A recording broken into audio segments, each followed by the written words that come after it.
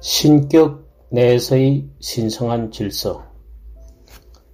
삼위일체 교리를 논의함에 있어서 전문적인 용어인 내재적 삼위일체와 경륜적 삼위일체의 차이를 구분해야 한다. 내재적 삼위일체란 영원전부터 신격 내에 존재해왔던 그 삼위일체를 의미한다. 우리는 그분들이 본질적이고 고유한 생명 안에서 아버지와 아들 그리고 성령님은 똑같은 본질이며 그럼에도 각기 동일한 속성들과 능력들을 소유하신 가운데 동일한 영광 가운데 계시다고 말한다.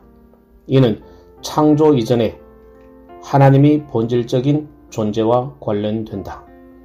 경륜적 삼위일체란 세상 속에 드러내신 삼위일체를 의미하며 특히 죄인들을 구속하시는 일과 관련된다. 이는 하나님의 외적인 부가적인 사역들로서 삼위일체의 사역으로 연결되는데 창조, 구속, 그리고 성화가 있다. 이것들은 삼위일체 하나님이 필수적인 사역 밖에 있는 것들로서 하나님이 그것들을 수행해야 하는 책임이나 강제성은 전혀 없다. 성경에서 우리는 구속의 계획은 하나님과 그 백성 사이뿐만 아니라 삼위일체 내의 다른 위격들 사이에서 어떤 언약의 형태를 띠고 있음을 발견한다. 말하자면 사역의 구분이 있고 각 위격은 그 사역의 특정한 일을 자발적으로 담당한다. 첫째, 아버지에게는 주로 창조 사역과 이와 더불어서 그가 아들에게 주신 일정 수의 사람들을 선택하는 일이 주어진다. 둘째로, 아들에게는 구속의 사역이 주어진다. 그는 그 일을 성취하기 위해서 언약의 머리, 그 백성의 대표로서 그들을 대신하여 그들의 죄책을 떠맡으시고 그들에게 내려진 영원한 죽음의 형벌에 해당하는 충분한 고난을 감당하시기 위해 인성을 입으신 사람이 되셨다. 따라서 그분은 말씀 안에 요구된 바들, 곧 공의의 요구들을 완전히 만족시켰다. 범죄하는 그 영혼은 죽으리라. 에스겔서 18장 4절, 20절. 죄의 삭은 사망이요. 로마서 6장 23절. 원래는 율법을 완전하게 지키는 것은 그들의 조상 아담이 인류의 대표로서 가지고 있었던 책임이었으나 그는 그 율법을 범함으로써 모든 인류는 죄책과 멸망의 상태에 빠지게 되었다.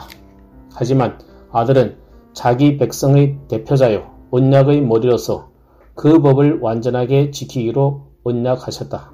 그는 스스로 그의 백성과 동일하게 되신 후 그들에게 내려졌던 형벌을 갚으심으로써 그들의 구원을 성취하셨다. 그분은 그들의 왕과 구원자로서 또한 친히 세우실 교회의 머리로서 하나님 나라의 확장을 이끄시고 그의 백성들과 함께 하신다. 셋째로, 중생과 성화 그리고 그리스도께서 이루셨던 객관적인 속죄를 각 개인의 심령 속에 적용하는 사역은 성령께 주어진다. 성령께서는 영적으로 그들의 마음을 새롭게 하고 그들 안에 믿음과 회개를 일으키며 죄의 모든 오염으로부터 그들을 깨끗게 하시고 궁극적으로 천국에서 그들을 영화롭게 하심으로 이 일을 하신다. 따라서 넓은 의미에서 구속이란 성부께서 계획하시고 성자께서 피로 값주고 사시고 성령께서 적용하시는 순수한 은혜의 사건이다. 한편 특정 사역들이 각 위격에 맞게 특별하게 속하게 되지만 오직 같은 본질이며 한 분 하나님이신 삼위일체 안에 있는 하나됨이 너무나 밀접하기 때문에 각 위격들은 다른 위격들의 사역에 어느 정도 동참하신다. 예수께서는 내가 아버지 안에 거하고 아버지께서 내 안에 계시도다. 요한복음 14장 11절 라고 말씀하셨고 나를 본 자는 아버지를 보았도다. 요한복음 14장 9절라고 하셨다. 곧 하나님께서는 그리스도 안에 계시사 세상을 자기와 화목하게 하셨도다. 고린도후서 5장 19절. 내가 너희를 고아와 같이 버려두지 아니하고 너희에게로 성령을 통해 오리라. 요한복음 14장 18절. 찰스 핫지 박사는 다음과 같이 말한다. 성경에 따르면 아버지는 세상을 창조하셨고 아들은 세상을 창조하셨고 그리고 성령께서는 세상을 창조하셨다. 아버지는 모든 것을 보존하시고 아들은 모든 것을 지탱하시고 성령께서는 모든 생명의 근원이시다. 이러한 사실들은 삼위일체의 위격들이 외적인 부가 사역들을 함께 하시는 것을 말한다. 그럼에도 불구하고 어떤 일들은 현저하게 아버지께 속하고 다른 일들은 아들에게 또 다른 일들은 성령께 속하는 것들이다. 아버지는 창조하시고 선택하시고 부르신다. 아들은 구속하시고 성령은 거룩하게 하신다. 그러므로 삼위일체 하나님이 세 위격들의 영역과 기능들이 다를지라도 그분들은 서로 배타적이지 않다고 말할 수 있다. 한 위격에 의해서 이루어지는 일에 다른 위격들이 다양한 비중으로 참여한다. 사실 신격의 세 위격들은 구속사에서 세 개의 시대 가운데 각각 역할을 이어왔다.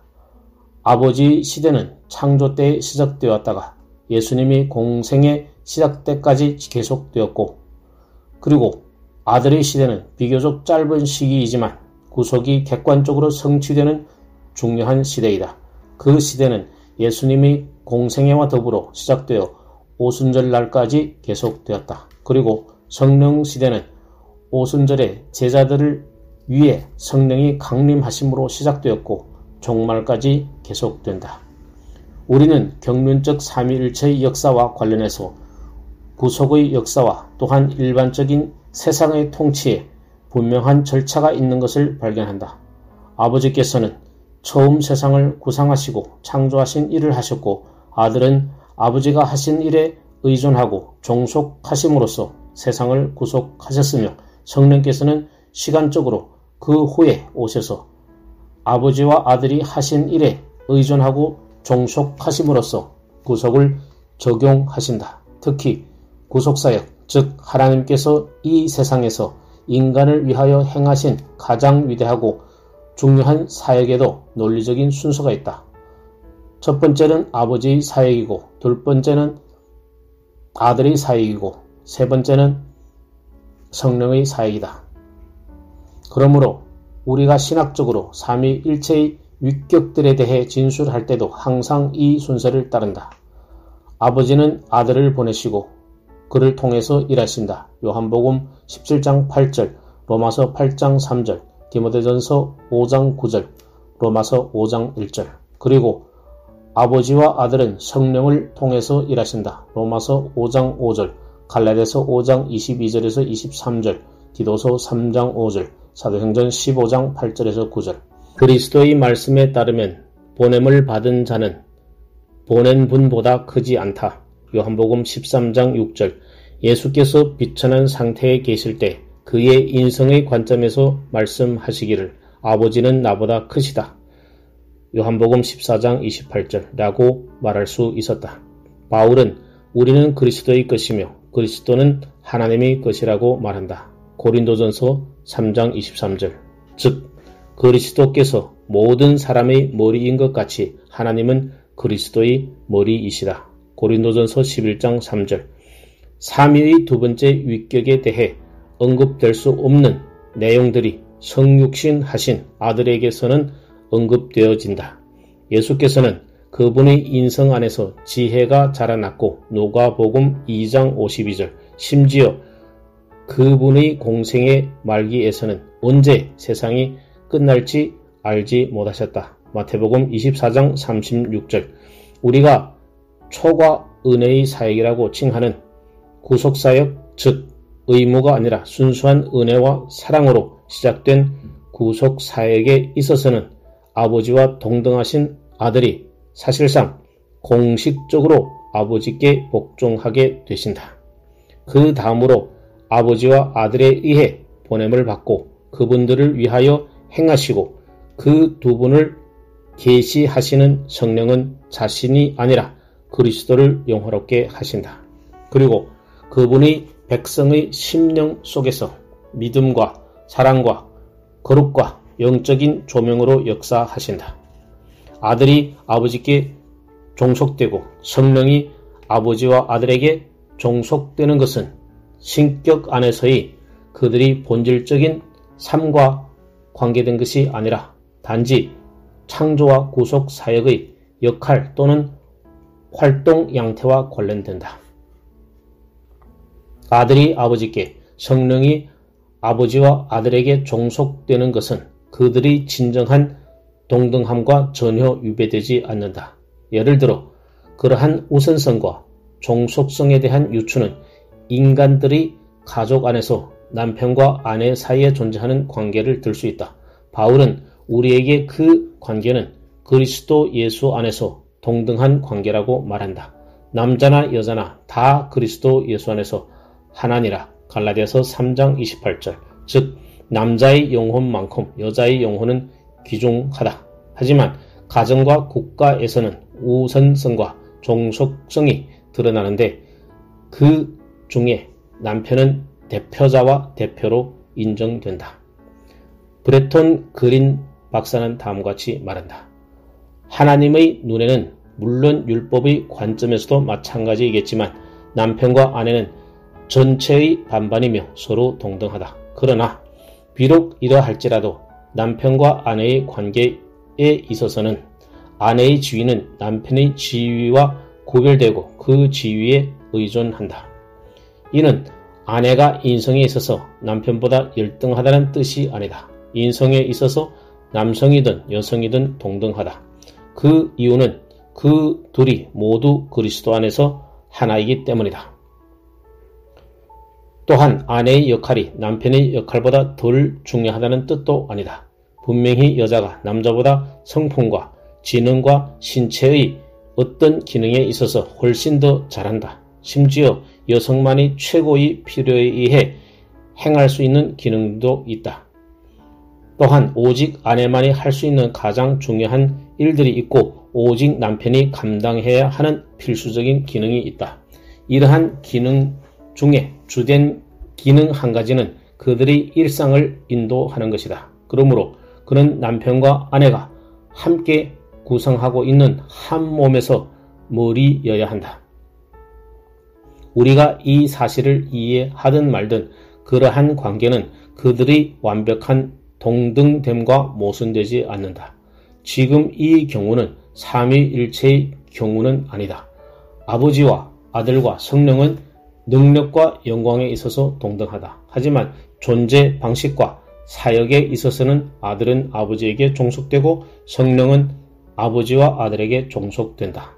그러므로 남편과 관련해서 아내는 두 번째 지위에 있을지라도 이는 전혀 열등을 의미하지 않는다.